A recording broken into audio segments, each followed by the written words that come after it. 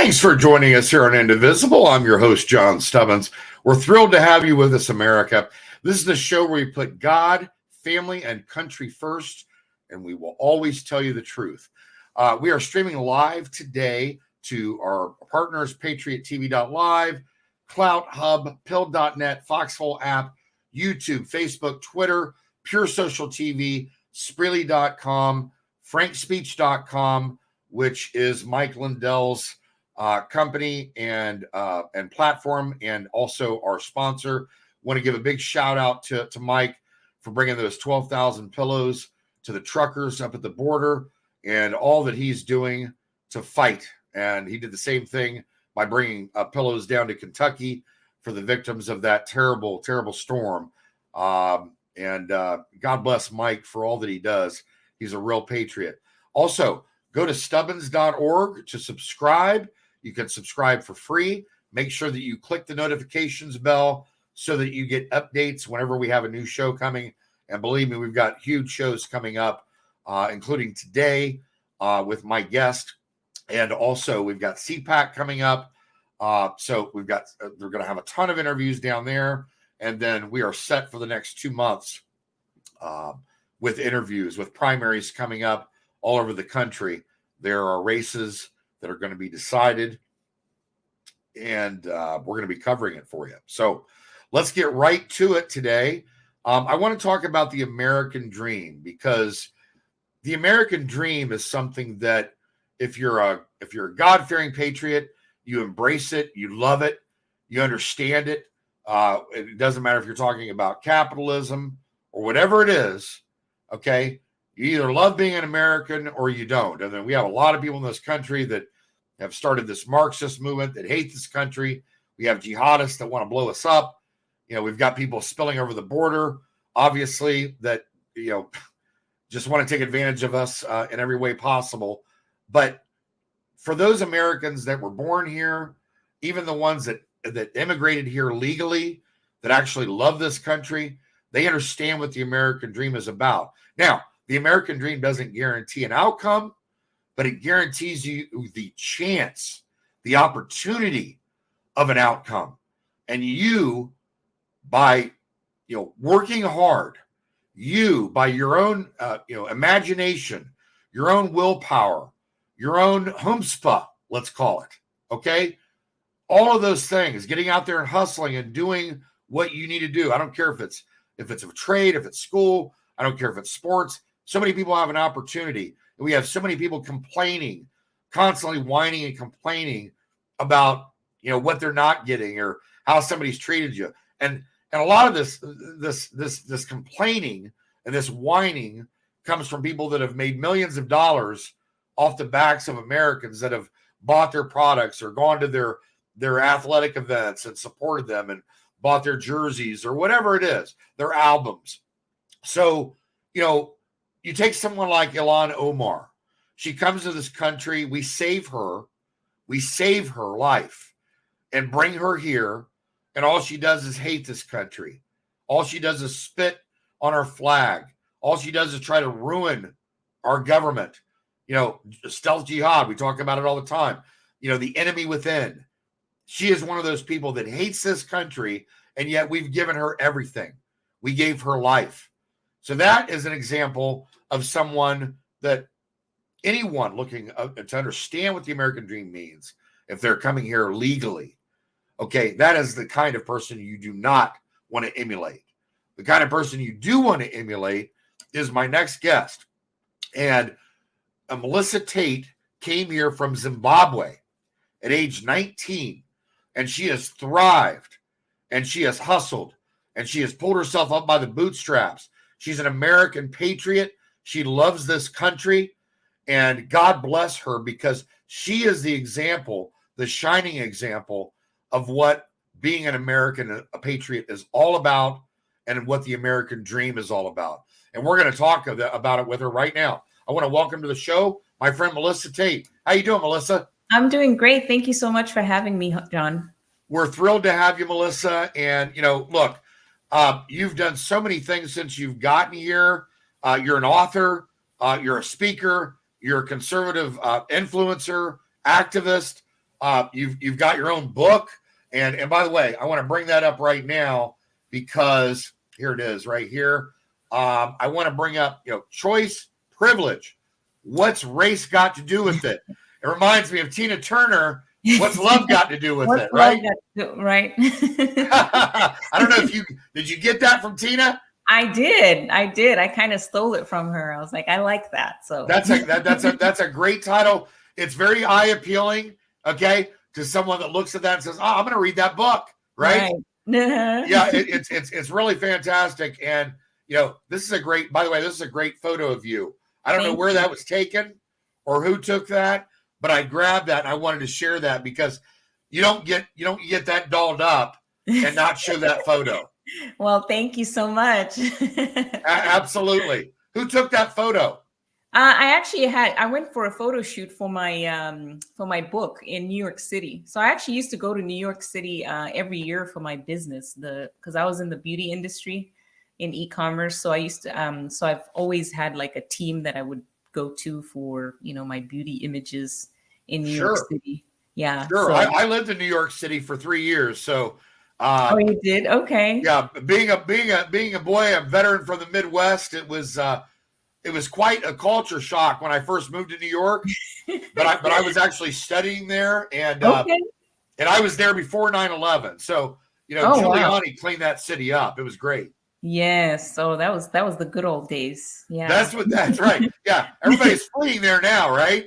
Oh my goodness. Yeah. We when I went to go shoot that cover, that was after after COVID, and it was night and day, because I used to love going to New York because it was such a bustling city. The restaurants, sure, absolutely, very dynamic, and just going there was so depressing because it was like streets were so bare, stores boarded up. It was just a totally different energy. It's terrible now. They destroyed the city. Yeah, they've destroyed it, and it was interesting because I spoke to an NYPD detective the other day, and they're so frustrated because their budget, obviously they've been defunded. On top of being defunded, I always call him de Blasio. He stripped some of their special units that would get on the street and go after guns from criminals, gangs, stuff like that, specialized areas of crime in the boroughs there, and they don't have that now. So on top of that, you've got the no bail policy. You've got the prosecutors that won't prosecute the criminals. I saw the other day there was an elderly woman, and I saw the video. She was walking down the street. Some thug who's been arrested like 40 times comes up behind her with a bat. I don't know if it was aluminum or wood, but hits her over the head and knocks her to the ground. She didn't even see it coming. That is horrible. It's horrible what's taking place in New York City and many of these major cities that are run by Democrats. And the sad thing is people just don't connect the dots. Like I just had a conversation with some African-American people, and they're talking about all these issues they have, but they don't connect the dots that the reason why you're having this issue is because you keep voting for this very party that has been detrimental to the Black community. So I kept wanting to connect the dots for them, and they're like, oh yeah, so a lot of people just don't.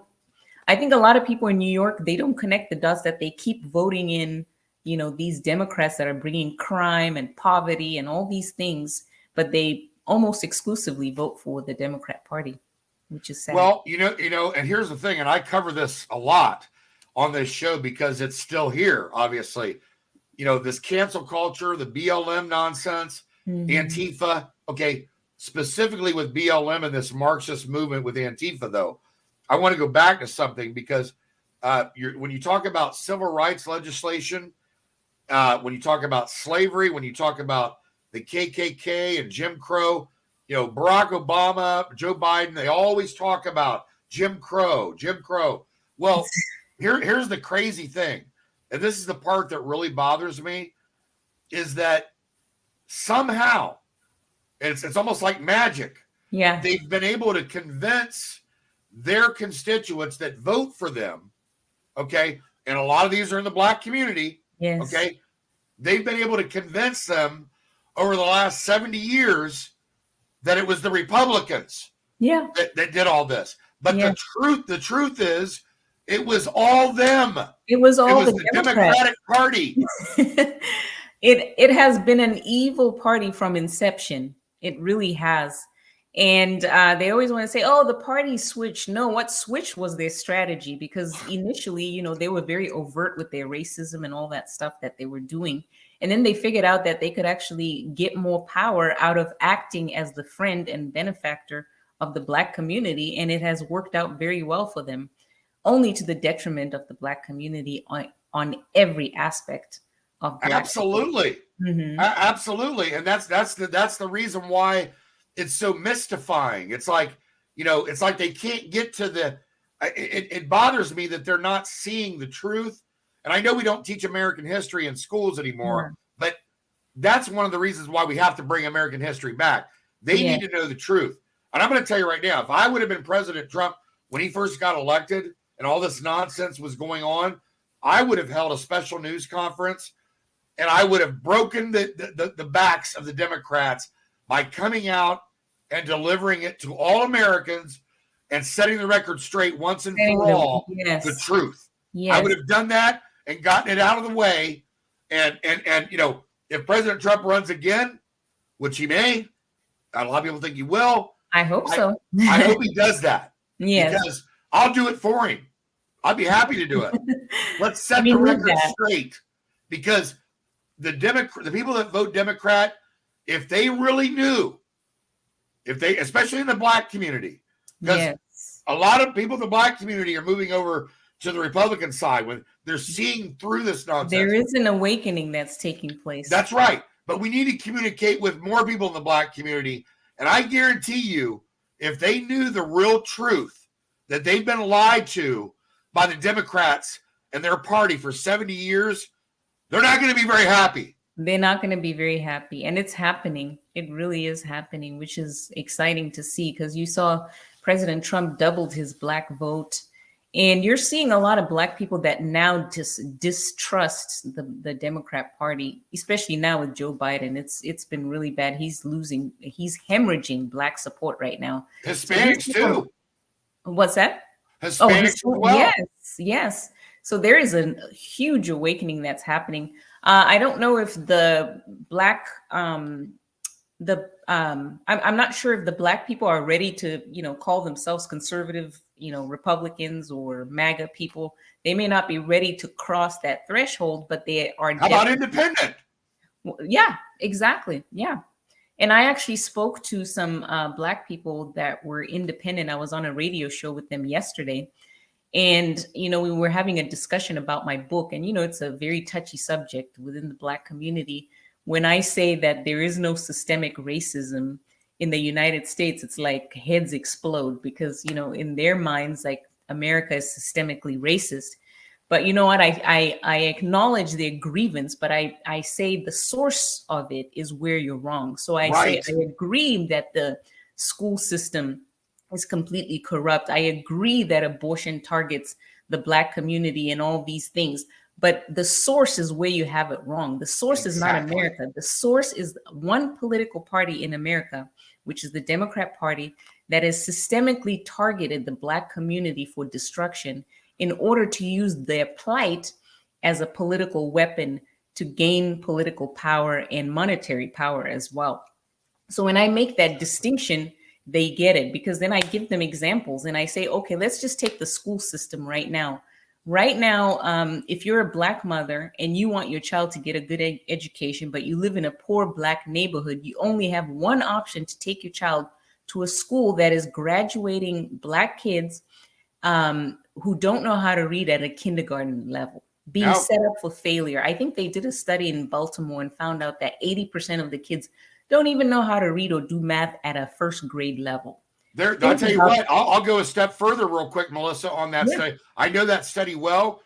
They had like 6 schools where not one student could read at a proficient level. Not one. Wow. That's entire schools. Entire schools. That is unbelievable. So then I say, okay, so who has advocated for that system. You look at it and it's the Democrat Party. Yep. They have created this system where you don't have school choice. So if you try to talk about school choice, you are come under attack. And I gave them a perfect example because there's a woman named Virginia Ford. She's an African-American woman in Washington, D.C., who fought to have school choice in Washington, D.C., because she wanted to create a voucher program so she could afford to have her child go to either private school or charter school and so forth. So after many years of fighting to get this voucher program, she was able to get it for her son, and her son was able to get a good education. And this was now available to many Black children in the inner city. So I asked the people on the radio show, I said, do you know who ended this program as soon as he got elected? It wasn't Trump. It was President Barack Hussein Obama. Mm-hmm. He's the one who went and ended the voucher system that was giving Black kids an opportunity to be in a school where they're able to get a good education. And if you go issue by issue by issue, you look at abortion, because these are Christian Black people that I was speaking to. So they are very anti-abortion. So I said, okay, let's take a look at abortion. We'll just keep going down the line. Who supports the abortion industry? And I told them, I said, Planned Parenthood was founded with the express purpose of killing Black children. Margaret Sanger. I said, yep. Margaret Sanger was a eugenicist and a Democrat. And she said that she wanted to get rid of the Black weeds. Mm-hmm. And you fast forward to modern day, who supports the Planned Parenthood? It's the Democrat Party. Hillary Clinton received an award from Planned Parenthood and actually said that Margaret Sanger was one of her idols. Obama also received an award from Planned Parenthood and said something similar to what Hillary said. So I pointed it out to them. I said, there you go. Let's keep going. So I can keep going down the line. It's the Democrat Party every single time. That's right. That's right. And you look at Biden, you know, one of his mentors was Robert Byrd, KKK Grand Wizard, right? And this guy, this guy has the nerve to go up in front of the nation and invoke Jim Crow. And same thing with Obama. These guys they're such liars. They're such hypocrites, but they've gotten away with it, like I said, for at least 70 years. So they keep doing it. So that's exactly why we have to set the record straight.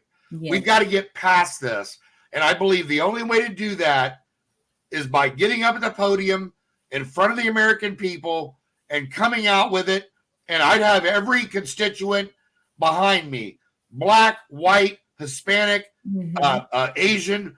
I'd have us all together in unison, telling the American people the truth.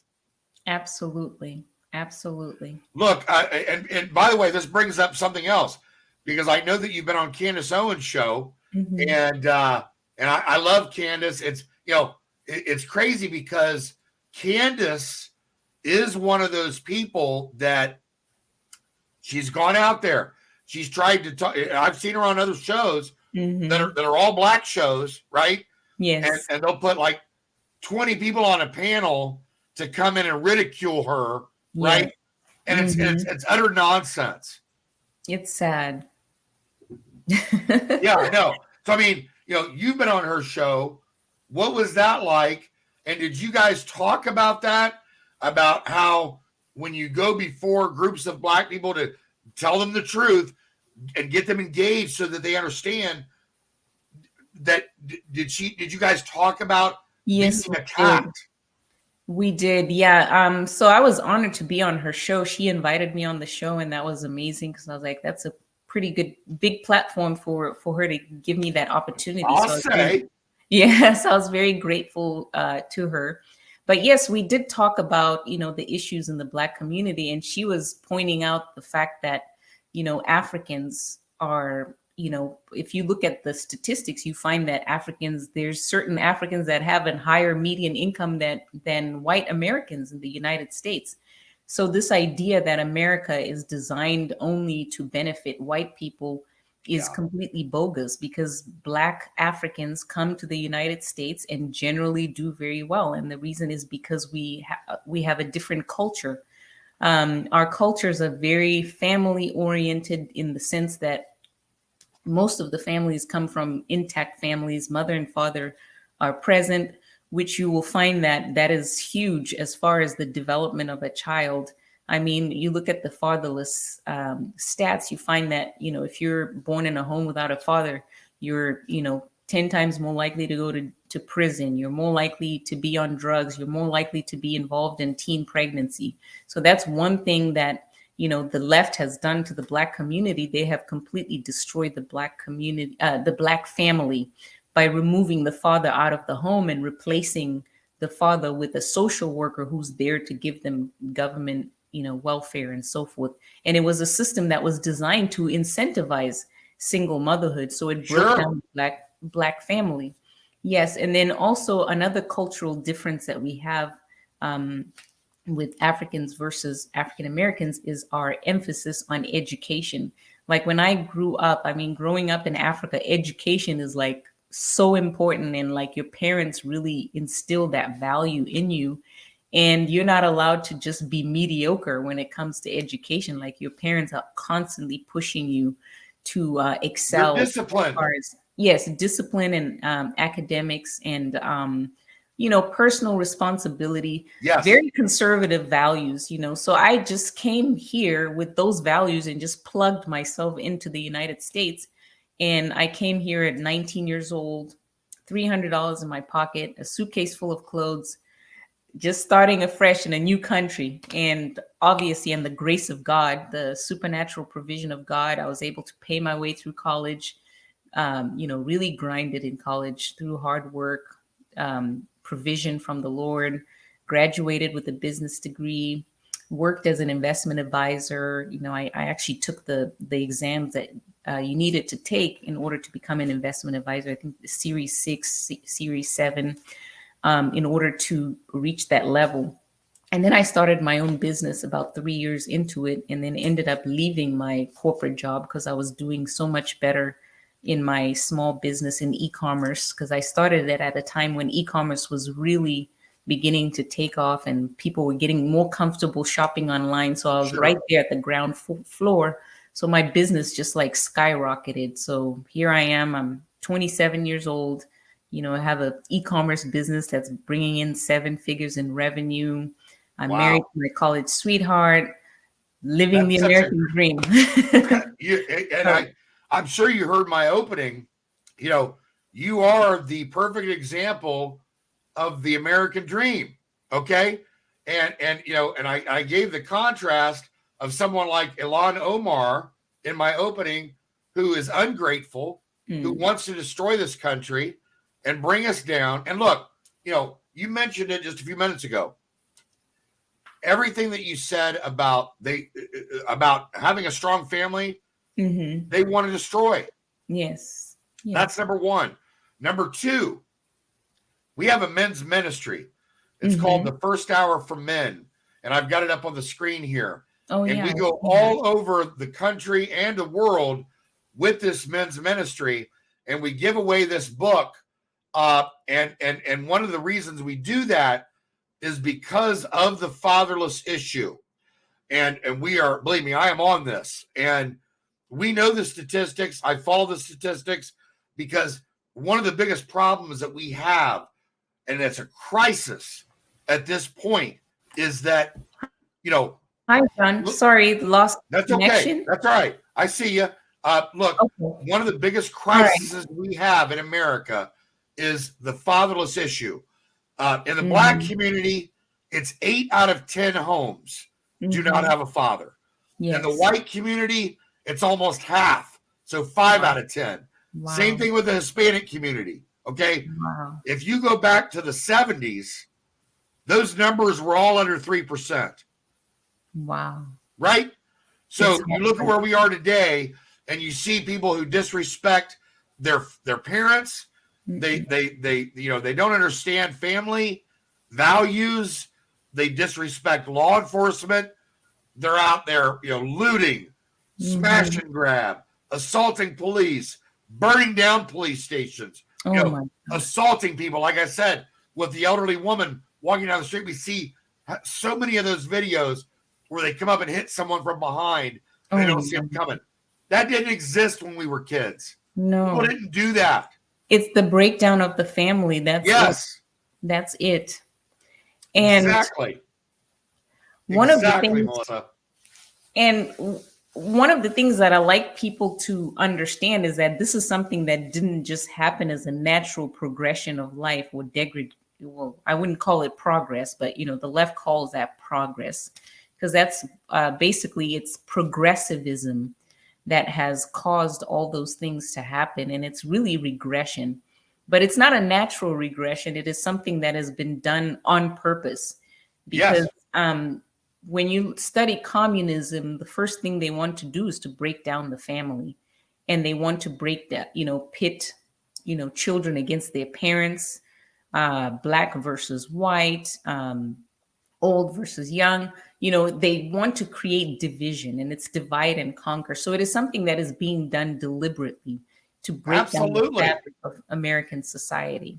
Absolutely. And look, not only have they divided us on the racial lines, especially with this Marxist movement, this BLM nonsense. And by the way, $60 million went bye-bye. But on top of that, there is a split within the church. As I'm a Christian, and I know you're a Christian, and we're God-fearing people. And, in the church, my friend Trevor Loudon, he does a series called The Enemy Within. And he does different documentaries on the enemy within. One of the ones he did was the enemy within the church.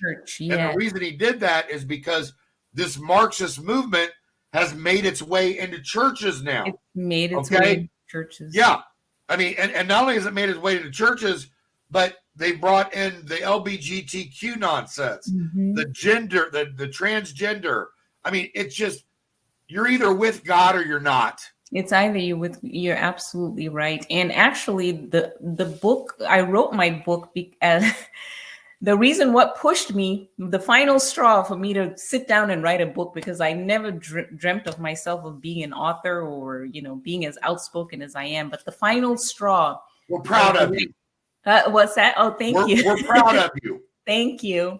The final straw was the way the church reacted to the BLM movement when the George Floyd riots or the George Floyd tragedy happened and the ensuing unrest that took place. Right. The way the church responded was a huge wake-up call to me, because I had no idea how much this ideology and wokeism had infiltrated the church. I was completely oblivious, because I had come to the conclusion that the left had pretty much taken over every sphere of American society, every sphere of influence. But I always felt safe in the fact that I thought, well, at least we still have the church. But 2020 was the moment where I was just, my mind was blown, because I was like, oh my gosh, the churches also have been infiltrated and taken. You saw it. Because it was shocking to see how much, most of it was ignorance. But I'm sure there's a lot of people that understand what is happening within, with this Marxist movement and are embracing it. So it was just, So that's when, I became really frustrated, because even this ideology that America is systemically racist and evil, it's something that I used to see on Twitter or in academia, far left corners of society. But for the first time, this ideology became mainstream, because now I was starting to hear it with friends, family members, and even my pastor, who started posting about how he has white privilege and how, he apologizes for that. Unbelievable. Putting up Black Lives Matter decal on the church window. I mean, my head was just exploding. And I became so frustrated because, as somebody who follows politics, I know what this is all about. I know it's a Marxist movement. It is something that actually doesn't do anything for the Black community. And it just blew my mind how much ignorance was out there. And it was in my frustration that the Holy Spirit spoke to me and said, well, write a book about it. And that's how I sat down at my computer and was like, I need to educate particularly the church. So my book is actually written to Christians and conservatives. God bless you. Yeah, but anyone could read it. But I was really seeing the ignorance on our side. And I wanted to wake people up, to get them to understand that you are not by standing with BLM, you're not doing anything for Black people. That's not what the purpose of this movement is. Yeah. And by the way, they know what they're doing. This is all by design. Mm-hmm. And I don't know if you've ever read Saul Alinsky's Rules for Radicals. Yes. But I haven't read it, but I know about it. That's part of the design. In other words, they know that if they can infiltrate the church, that's another way to do it, because they know that most churches don't want to bring politics into the sanctuary. Mm-hmm. Okay. And I understand that, but we're at a different place now. Yeah. And the politics now have come in and infected the church. Mm-hmm. So we have to deal with it now. And there's no way getting around it. Look, by the way, folks, I've got Melissa's information scrolling at the bottom. Again, she's an author, speaker, conservative influencer, activist, social media at Real Melissa Tate. Again, at Real Melissa Tate.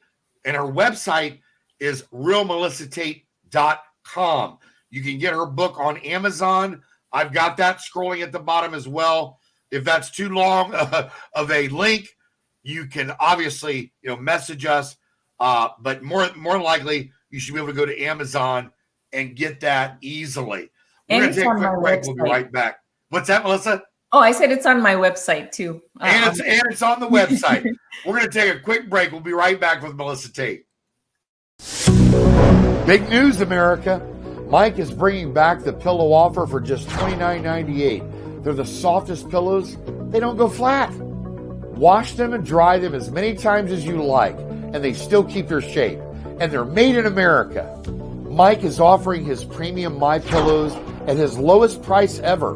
Queen size for $29.98, regularly $69.98. That's a $40 savings. And king size, only $5 more.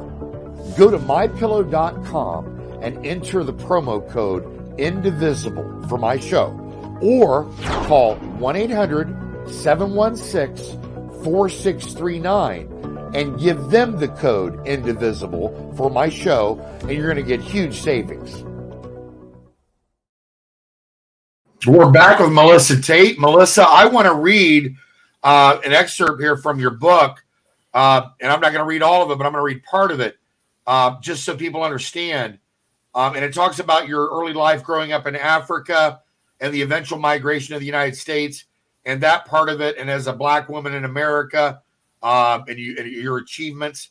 But then it goes on to say, about talking about your faith and God, and then you went on to say, the larger neo-Marxist agenda behind critical race theory is a plot to racially divide and conquer America from within. Sounds like stealth jihad, right? Yes. Is discussed extensively in this book. Mm-hmm. Melissa exposes this dangerous and divisive ideology as a false religion, which it is, that is antithetical to biblical principles and an assault on the teachings of Dr. Martin Luther King. Tate offers solutions on how America can overcome this agenda, heal the racial divide, and fulfill its God-given destiny as the beacon of light, freedom, and prosperity in the world. And, I just want to show people again so they know, that, for even if they're on Amazon, what to look for. Mm-hmm. This is choice privilege. What's race got to do with it? It's also an Audible for your audience that don't like to read. I'm now a big fan of Audible. Oh yeah, I just got it released a couple of weeks ago in Audible for wonderful. Who would rather listen to it instead. So hey, yeah. I mean, if you're in, because I travel a lot. If you're in your car, right? Yeah. You pop it on, and you're, next thing you know, you're out of Tennessee and you're into Alabama. There you go. I make sure that you guys get Melissa's book, Choice Privilege. It's at Amazon. And again, it's scrolling at the bottom. I want to talk about a couple more issues here. First of all, you've been with President Trump on many occasions. You've been to the White House. What was that like for you? What kind of experience was that? Oh, that was amazing. I mean, it was something that just happened without me knowing that it would happen. So, How did it happen? How did it happen? oh my goodness. So I mean, I joined Twitter because I wanted to follow President Trump. So in 2015, I had pretty much given up on politics. I mean, up until that point. But then 2015, I got excited because Ted Cruz and Ben Carson, whom I loved, still do, Sure. were running for office, and I got excited. And I was not paying any attention to Trump. And honestly, I was like, "This guy is totally crazy. What are people thinking?" But by the way, when he announced, I was actually, my friend Brian Hughes was with me that day at my home. He passed away like 4 or 5 months ago, which was it was heartbreaking from pneumonia through this whole COVID nonsense. But yes, Brian and I were sitting in the living room and we were watching the news live, and he came down that escalator and made that announcement, and him and I popped up. We jumped up. We screamed for joy. We were so excited because we've loved Trump for a while. Wow, you guys were seeing spirit on a spiritual level, because so it took so many Christians. I mean, it was different layers of coming. Where my point where I got it is when he Megyn Kelly asked him a question that was meant to sink his campaign, and I saw how the media was really going after him, and I was like, there must be something to this guy, because I understood the dynamics of the media and how they operate. But Megyn Kelly was like, "You have called women fat pigs, slobs, dogs, and disgusting animals. What do you have to say for yourself?" Trump leans over and calmly says, "Only Rosie O'Donnell." And everybody just starts bursting out in laughter. And I'm laughing at home. And in that moment, I was like, that's the guy we need to go shake things up in Washington, D.C. And that's when I got it. I was like, okay. It hit you. It hit me. So from then on, I was on the Trump train. And this is before I was political. Nobody even knew who I was. I wasn't even on social media. So I was like, I got to follow this guy, because I was just fascinated with him. And, you remember the specter that surrounded the Trump campaign. So I got on Twitter and I started tweeting my own thoughts, and I started connecting with other conservatives. And before you know it, I started getting a lot of followers, and people start calling me a social media influencer. And the next thing you know, President Trump starts retweeting my tweets. The next thing you know, I get invited to this Young Black Leadership Summit that was happening in Washington, D.C. And I'm just a mom, and a business owner. I'm not even like, in my mind, I'm like, I'm not anybody. And they're like, "Oh, you're a social media influencer, and we want you to come to Washington, D.C. for this, conservative summit." I'm like, oh, okay. So I went to that. That had to really make you feel great. Yeah, it did. And that's just kind of how I just got stumbled into politics. But, it was a divine purpose. At the time, I was just like, what's going on? What is this all about? But once we got to that conference, on the last day of the conference, they said that we have some exciting news. The president has invited us to the White House. So we're all going to the White House, and everybody's like jumping up and down. We're all excited. And I'm just like, wow. What was it like at the White House? Did you have a good time? Yes, we did. So it was beautiful. I mean, it was like cocktail kind of vibe. He had beautiful, nice cocktails out for us, and like finger foods. And it was, like red carpet type of event, very formal. And he had the military band playing. And I just stood by the rope the whole time, because I was like, I've come all the way from Zimbabwe and I'm in the White House. I got to get a picture with the president. So I wasn't like out there, like, hobnobbing with everybody. I was standing by the rope waiting, trying to reserve a spot so that if he ever came down, I would be right on the front row. And that was a good move, because I was able to snap a selfie with him. I'm so happy you got to experience that, Melissa. I'm a military veteran, and what's crazy is the entire time I was in the military, and this is during Desert Storm, I wasn't really political. Mm-hmm. I'll tell you, when I got involved with politics was about 2 years before Barack Obama ran. Oh, wow. Okay. So you've been I've been following this for quite a while, and I'll tell you what it was. It was Islamic Jihad that got me involved, because I discovered that Obama wasn't telling, again, another lie. He wasn't telling the American people that he was in bed a lot with the jihadists. And so, and Valerie Jarrett and, people like Ilhan Omar, who he's letting into the country. So, it was about that time that I said, I better get involved. I'm not in the military anymore, but I can do something. And, so I started paying attention, very close attention from then on. And I didn't start this show until right after CPAC 2020. But I'm glad that I did. And I'm glad that David Padrush, who is Mark Levin's executive producer, I'm glad that David, a good friend of mine, I'm glad that he asked me to do it, because it's my way as a patriot to give back and to tell people the truth, get the message out, let them hear stories from Americans like you that are living the dream, that are out there doing it, that are fighting. So we're really proud of you, and God bless you for that. I have not been to the White House, but I will tell you this. I look forward to going, especially if we can get Trump back. Now, one other thing I wanted to say, and I'd love to do this through our men's ministry. If we could ever put it together, I'd love to have you and Candace. I'd like to be a moderator with you and Candace and go out into the Black community all over America and bring them the First Hour for Men and start bringing our young men back into the family. Okay. And take them away from the Democratic Party and their lives. I'd love to do that. Yeah, that sounds amazing. Yeah, no, we need that.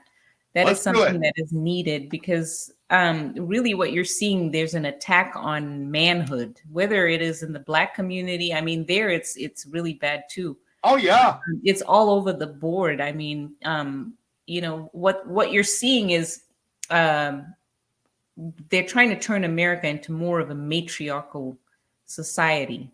Yes. Which has never worked. That's not God's order of things. So they're just flipping all of God's order is being flipped upside down. So yeah, no, that sounds like a great idea to get that message. We can do it. We can put it together. A couple phone calls and we can make it happen. Yeah. And by the way, before I forget, my friend Jason Cole, who is, he runs Arsenal Media. He does a lot of Candace's stuff, videos, etc. So we could involve Jason as well. Great guy. Yeah. Now I want to talk about a couple more items with you. I want to talk about winning again at the local level. And what I mean by that is, not just senators and congressmen and presidents, but, judges, mayors, school board, school board, not just the president, but the school board itself, city council, positions within towns all over America where we can win at the local level and take back ownership of our country. Start teaching American history. Get that back into our schools. Have school choice. Let's get rid of the teachers' unions because they're destroying our kids. Things like that. But we have to start winning at the local level to do that. I wanted to get your thoughts. Yes, I love that message because, all this time, it's one thing to just talk about all the problems, which, we've been doing as conservatives. We have shows about it and we talk about all the problems that are happening, but there is no call to action. So that's the call to action right there. Yes. I actually have a friend who was on the left and the Lord completely transformed her. She was on the left, radical on the left, ACLU, Planned Parenthood. She was part of all that. And the Lord visited her in her living room and she found the Lord. And now she's on fire, spirit filled, MAGA breathing Trump supporter populist. All right. She's not on the other end of the spectrum. Yes. She saw the light. She saw the light. Yeah. And she's an African American. And she said that one of the things that she noticed on the right, because she has the, benefit of seeing things from the left's perspective. But she was saying that one of the things she realized about the right is that, she would go to all these meetings on the right and all they did was talk about what was going on. And then at the end of it, every time she was left with one question, like, okay, so what are we going to do about it? Right. And never that part of the meeting was just like, okay, everybody go home. And she's like, that's very different from the left, because the left, when they'll talk about the issues for a short time and then they get into action mode. Okay, this is what we need you to do. It's like an army, and they're sending out this army. They're giving you all the instructions because, the average person, they don't even know where to start. Like, all the things that you've mentioned, people don't even know where they're going to start. Like, how do I even run for office? Like, so there has to be like a, people have to be given instructions on what they need to do. Kind of like you're in the military. You understand how that works, where there's, structure. Exactly. And that's what a plan of attack.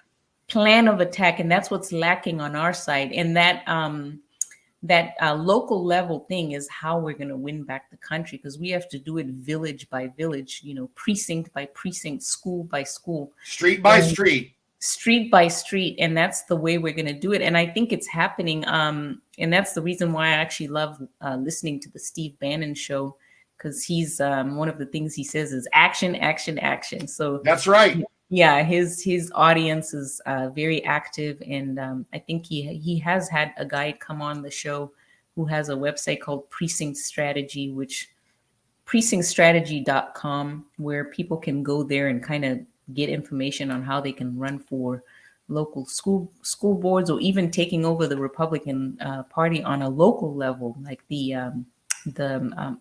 committeemen, within the party structure. Stuff like that. So I am definitely for that.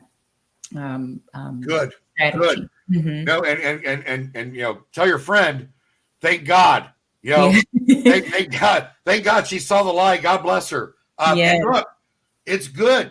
What you just said is right, but it's good to have someone that understands that perspective. I understand that perspective. You understand that perspective. Look, you're absolutely right. Okay. They may be liars, they may be projectionists, they may be all kinds of things on the left, but they stick together. When they put a plan of attack together, they execute it, even if it's bad. And they do it in unison. Even if it's evil. Everybody gets the talking points. Everybody knows what to do, where to be, and that doesn't matter if it's evil or if it's bad for the country. They still execute it. They do. Absolutely. Last thing before we let you go, what's happening down at our border, and our border right now is a sieve. Like I said, I was with my friend Lara Logan for 2 months down in Texas, also with Jason Jones. We were working on getting our people out of Afghanistan, but also we were busy down at the border covering that because it's gotten way worse. Wow. Unfortunately, the numbers have doubled and tripled over the last couple months. And, Jason's embedded down there with our border patrol, with our military. So I'm updated, daily on what's happening down there. And I know how serious that crisis is. So we've got a border crisis. We've got a fatherless crisis. We've got a BLM CRT crisis. I mean, we've got a lot of problems, and the Democrats think that they can distract, and you'll be so many problems that you can't focus and address them. But I've got news: we can walk and chew gum at the same time. But yes, amen. That border's a problem. Yes.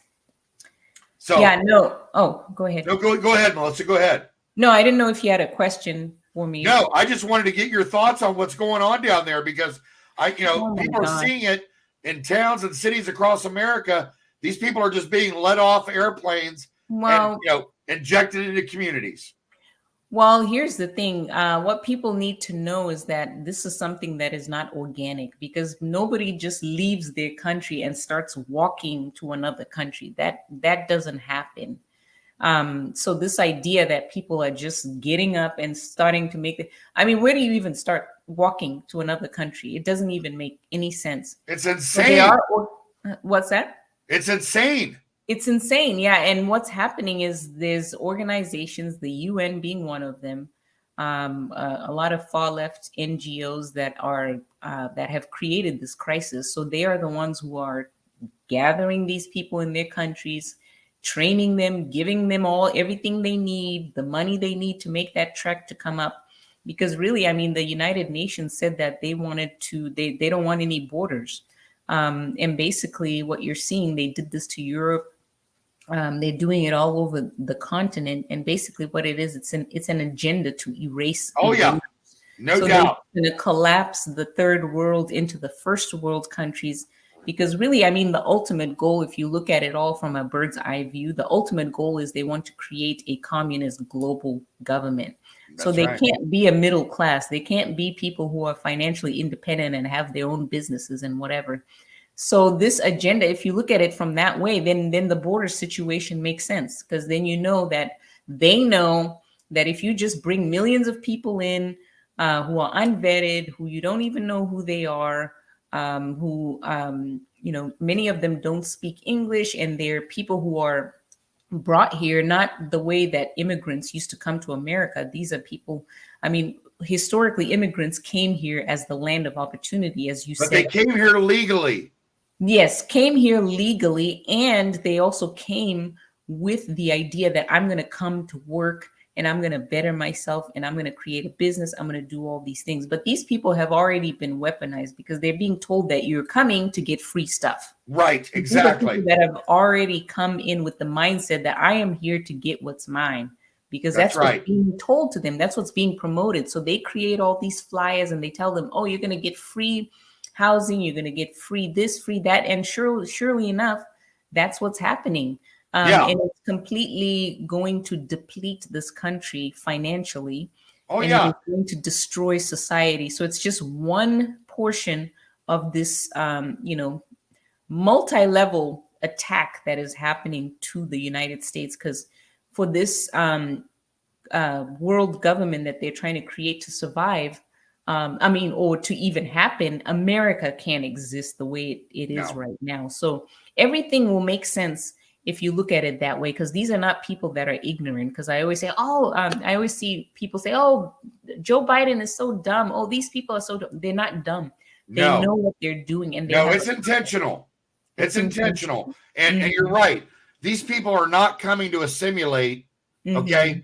Like many other generations before that came to America wanting to be productive Americans, contribute to America, honor our flag, say the Pledge of Allegiance, assimilate. Okay. You're right. These people are coming for free housing, free food stamps, free welfare, free hospital coverage, free legal stuff, free attorneys, free everything, and let the American taxpayer who's worked all their life pay for it. We won't pay for it, but let you pay for it. That's ridiculous. And then you throw in the intentions of the cartels, human trafficking, child trafficking, drugs. And that's the tragedy right there. All of it. Because, the left wants to make it seem like it's because you're racist that you don't want these people to come in. First of all, these people it's not an organic movement. This is a weaponized force that is being sent to the United States.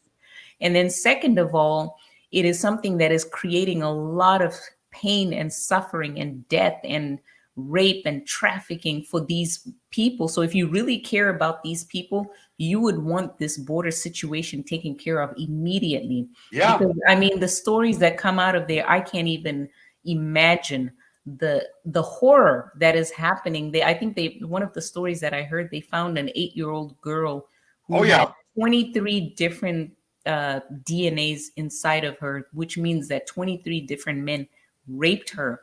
That's just tragic. As somebody who's a mother, I can't imagine how anyone can think that what is going on at the southern border is good for anyone. It is definitely not good for the people that are being weaponized to come over here. They're just being used as pawns for a very destructive agenda that is going to destroy Americans. It's destroying those people, and it's destroying everyone.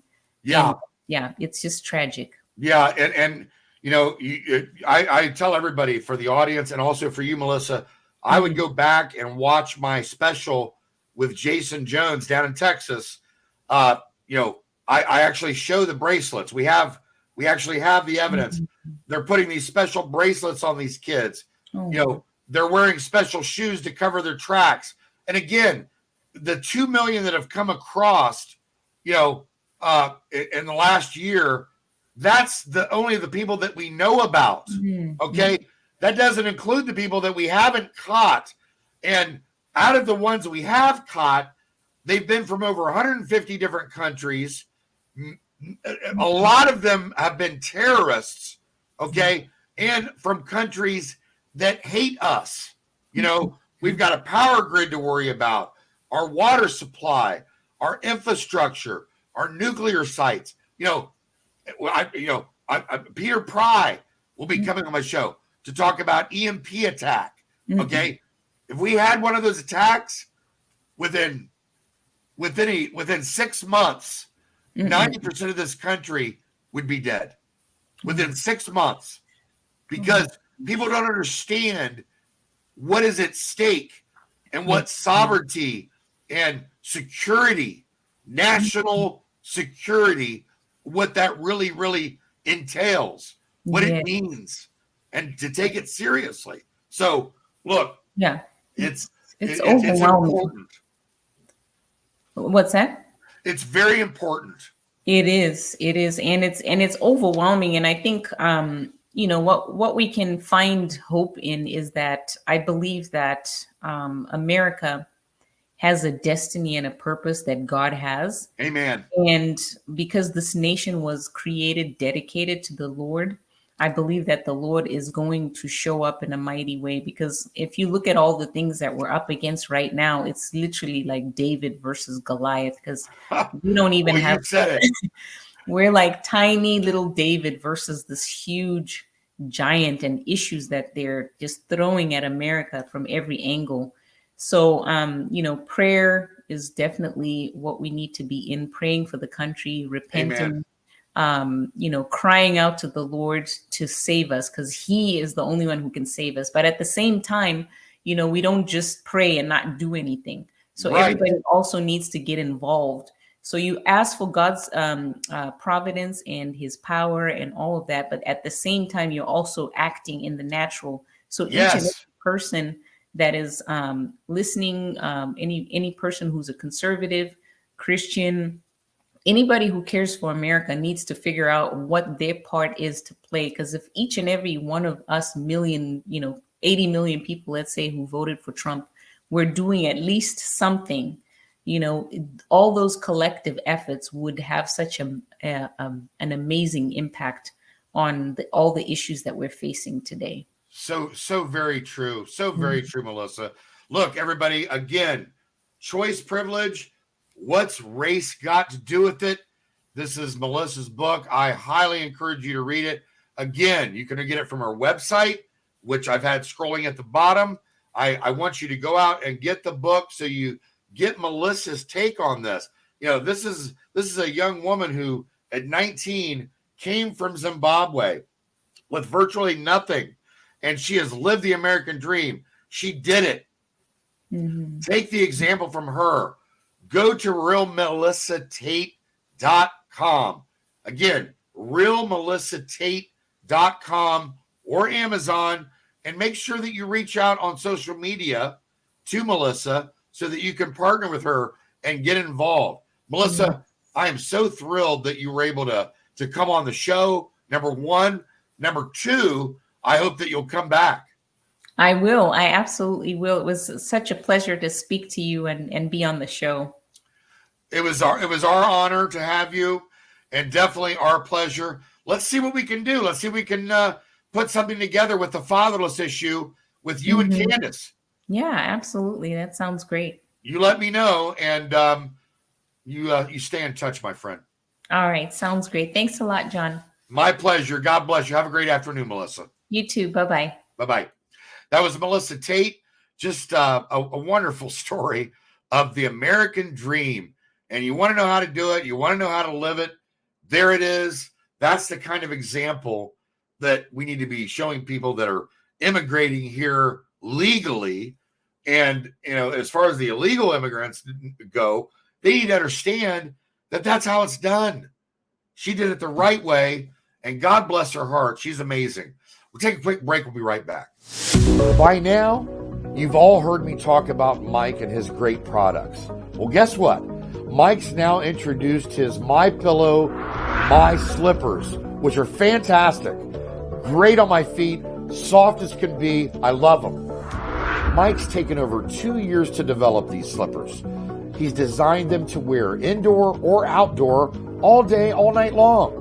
Made with MyPillow foam and impact gel to help prevent fatigue. Made with quality leather suede. For a limited time, Mike is offering 40% off his new My Slippers. The My Slippers are so comfortable, you're going to want to get them for the whole family.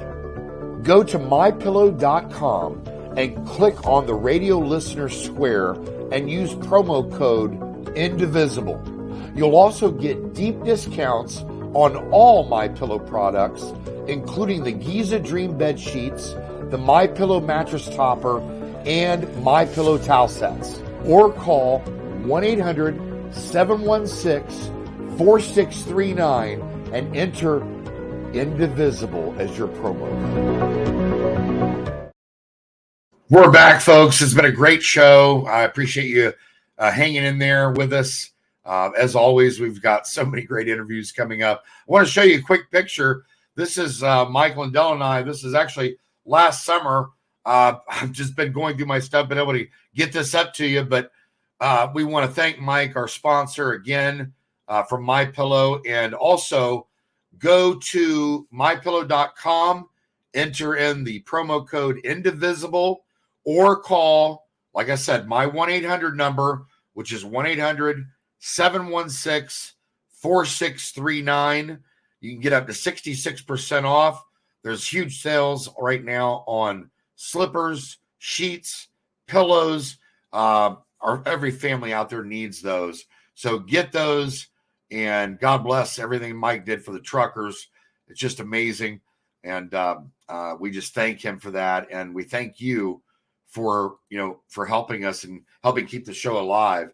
It's investigations, the show itself, what we have to do travel-wise. It's all on my dime to keep it alive, but I'm doing it to help us save our country and bring you guys the truth in every which way that I possibly can. Now, one more thing. Again, go to stubbins.org. Make sure that you click the notifications bell. You can subscribe there for free, and that way you can follow the show. And soon, we're going to have a new website. Might be a couple more months. We're getting it designed so it's airtight. That'll also handle our social media. We're very excited about it and look forward to bringing that to you. And once we have it, we'll turn you on to it so we can bring you over there, and we won't have to depend on big tech. God bless you, folks. God bless your families, and God bless America.